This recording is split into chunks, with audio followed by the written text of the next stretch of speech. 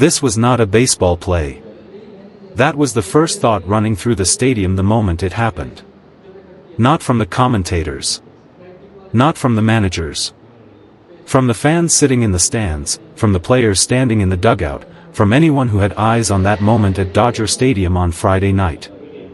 The Phillies and the Dodgers were supposed to be playing baseball. A series that carried weight.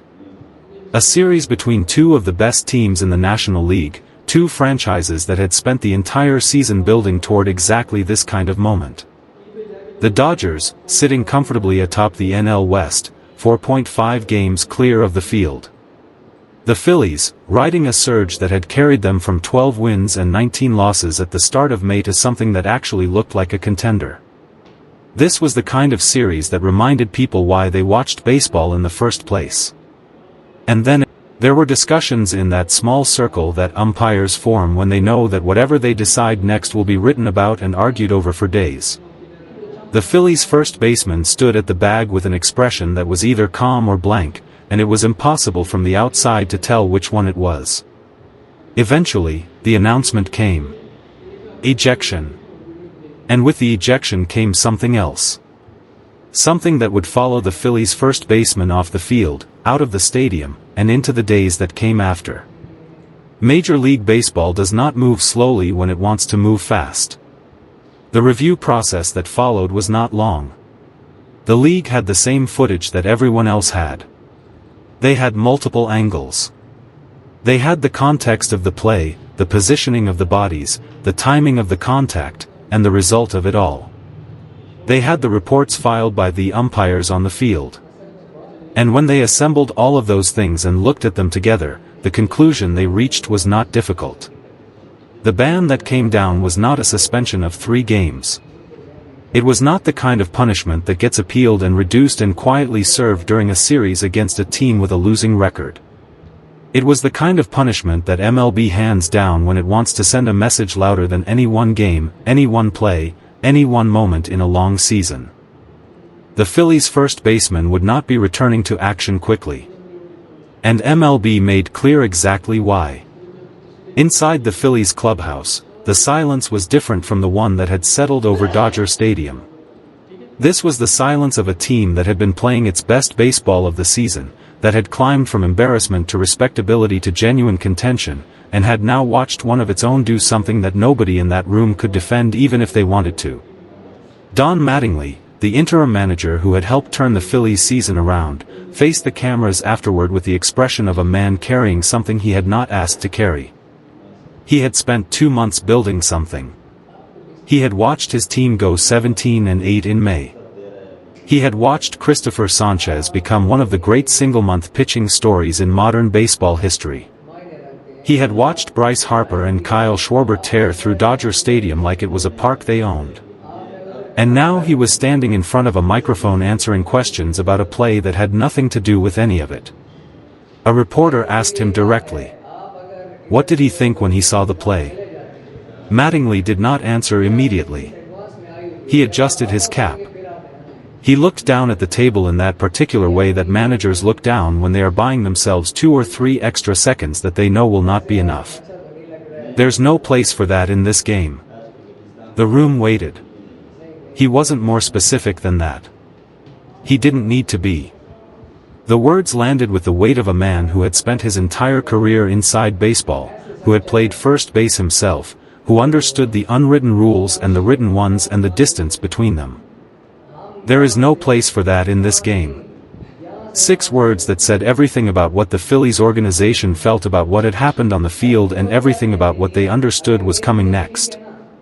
On the other side of the building, Dave Roberts was still running the calculations. A Dodgers manager's press conference after a win can look many different ways. Sometimes it is brief and efficient, a series of factual answers about pitching decisions and lineup construction before everyone goes home. Sometimes it carries the warmth of a genuinely good night, a game that went the way the game plan was drawn up, a team that did what it was supposed to do. This was neither of those things. Robert sat down and the first question was not about the final score. It was not about the home run Ohtani had hit in the 7th, a ball that landed in the right field seats and added a run that the Dodgers ultimately did not need but that the crowd had erupted for anyway. The first question was about the play at first base. Robert's jaw tightened slightly. The story of a man who has managed his reactions for so long that only the smallest ones get through. He began slowly. When asked whether he thought the play was intentional, he paused long enough that the pause itself was an answer. I've watched it a few times now. And I'll say this, in my years of playing and managing, I know what an accident looks like. I know what a baseball play looks like. And I know what a choice looks like. He did not elaborate beyond that. He did not need to. A follow-up reporter asked how Ohtani was feeling after the contact. Robert's voice shifted slightly. The tightness gave way to something else. Something that looked, for just a moment, like relief. He's okay. He's Shohei. He got up. He kept playing. He hit a home run. A small sound moved through the room. Not quite laughter. Something closer to the exhaled breath of a crowd that had been holding something in. That's who he is, Roberts continued. You can try to rattle him. You cannot rattle him. Ohtani's statement came later. Not at a press conference. Not through a spokesman or a team representative reading prepared remarks. It came in the way that Ohtani's most important statements always come, quietly, directly, and with a simplicity that made it more powerful than any long-prepared speech could have been. He was asked what went through his mind when the contact happened. He thought for a moment. The interpreter waited beside him. I just wanted to keep playing. The reporter pressed slightly. Did he feel it was intentional? Ohtani's expression did not change. He looked at the reporter with those steady, dark eyes that have become one of the most recognizable faces in American sports, and he gave the kind of answer that only a person of genuine character can give after something genuinely unfair has happened to them. It doesn't matter what I think about why it happened. It happened. And then I kept playing. That's baseball. The room was quiet for a moment. That's baseball. 4 words. And somehow those 4 words carried more weight than every argument that would play out on television and social media for the next 72 hours. More weight than the statements from the union. More weight than the press releases from the league office. More weight than the analysis and the hot takes and the replays shown from every angle. Shohei Ohtani had been hit. He had gotten up. He had hit a home run. And he had reduced the entire ugly incident to its simplest truth in 4 words. That's baseball. But the league was not finished. The ban that MLB handed down in the hours after the game went beyond what most observers had expected. The language of the official statement was careful and precise in the way that official statements always are, but the message underneath the careful language was not subtle. The league had watched the replay. The league had read the reports. The league had made a determination that what happened near the first base bag on that Friday night at Dodger Stadium was not an accident and was not within the range of outcomes that baseball, even hard-played baseball, is meant to produce. The Phillies' first baseman would not be appealing. There would be no reduction. The ban would stand. What is left, after all of it, is the image that stays longest.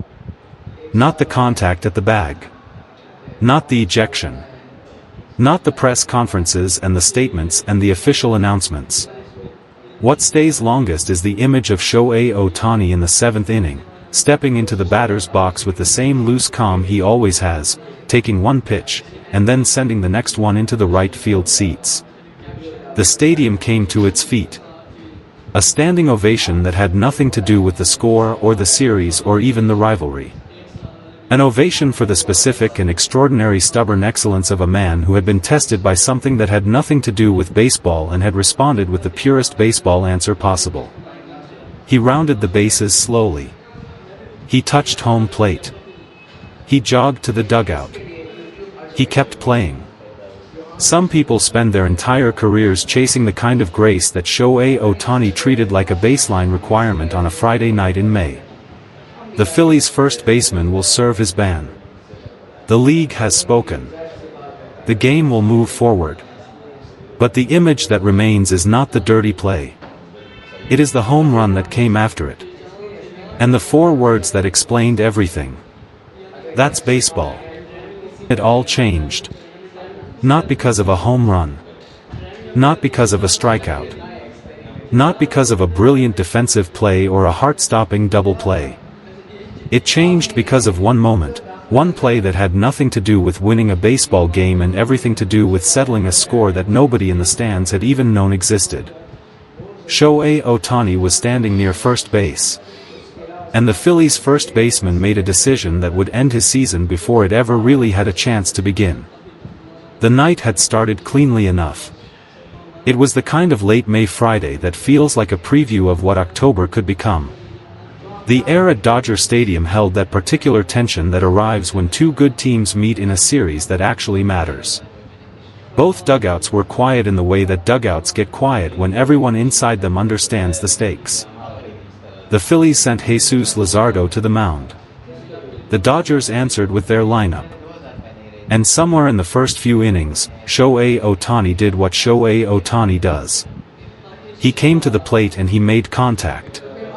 He singled to center in the 4th, an easy loping hit that looked like nothing, the kind of hit that gets lost in the box score. He moved first. He stood in that loose, calm way he has, the way that never looks like he's trying. Then came the moment that changed everything. There was a pickoff throw. A routine baseball play. Ohtani dove back toward the bag. And the first baseman came down. What happened next was not clean. It was not accidental in the way that accidents look. The contact was not soft. It was not the kind of thing that happens when 2 athletes collide because the game moves faster than anyone can process. The Phillies' first baseman came down hard, and the replay that circulated across every phone screen and every television in America in the minutes that followed told a story that no one inside the stadium wanted to hear. The stadium went quiet first. That particular quiet that feels different from all the other quiets a crowd can produce. Not the quiet of a tense at-bat. Not the quiet of a close play at the plate. The quiet of something wrong. Ohtani stayed down for a moment. Just a moment. Because Ohtani is Ohtani. But the moment was enough. Dave Roberts was out of the dugout before anyone had fully processed what they had seen. The Dodgers manager moves quickly for a man who chooses his moments carefully, and this was not a moment he was choosing to be careful. He crossed the field with the kind of pace that told everyone watching that he had seen the replay in his mind before the replay existed on any screen. The benches stirred. Not the eruption of a full bench clearing incident, not the chaos of the Padres series from last summer, but something slower and colder and in some ways more difficult to watch. Players leaning forward. Players watching. Players calculate. The umpires gathered.